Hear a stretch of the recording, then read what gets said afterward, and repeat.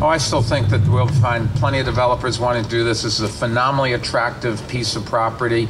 New York City is very different than any other city, probably in New York State and in most cities in the country. We don't have any vacant land.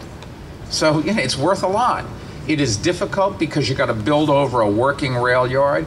It is difficult because there's the city and the state and the state agencies and federal agencies. For example, Amtrak comes through there, as well as the MTA.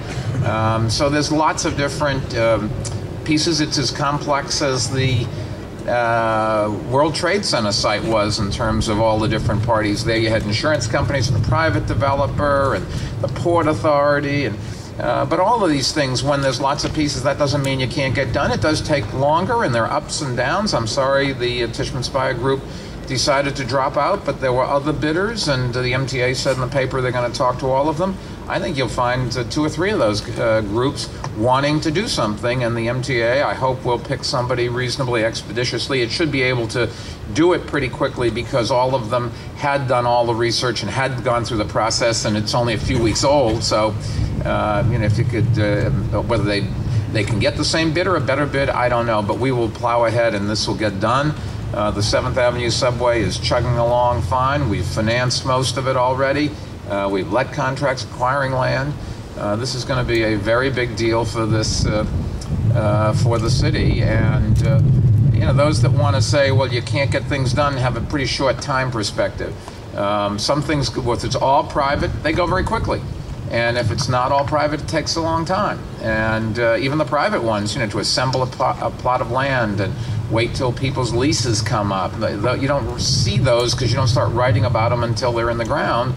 But the process in developing big projects from beginning to end is a lengthy one, a complex one, and it's part of democracy. You can't have it both ways. You can't say you want to have community involvement and involvement from the legislative branch of city government and then say, oh, it takes too long. And we have ULURP. That's a long process. It does provide the city with a lot of protection. If you want the protection, it's going to take time. If you don't want the protection, then things can go faster. But I'm as optimistic. I'm disappointed that Tishman Speyer chose not to go ahead. They have their own reasons.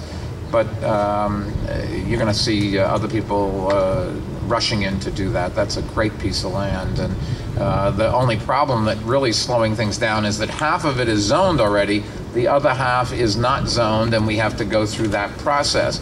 And it got slowed down because of Albany. The chaos in Albany was not good for us. New administration comes in, they want to study things. Then there's another new administration and they want to study things. And I'm not disparaging what they were trying to do. It's just that when you change administrations, it does slow things down, and nobody expected when the administration changed a year and a third ago that a year and a third later they'd go through the same process again. Other questions? Yes, miss.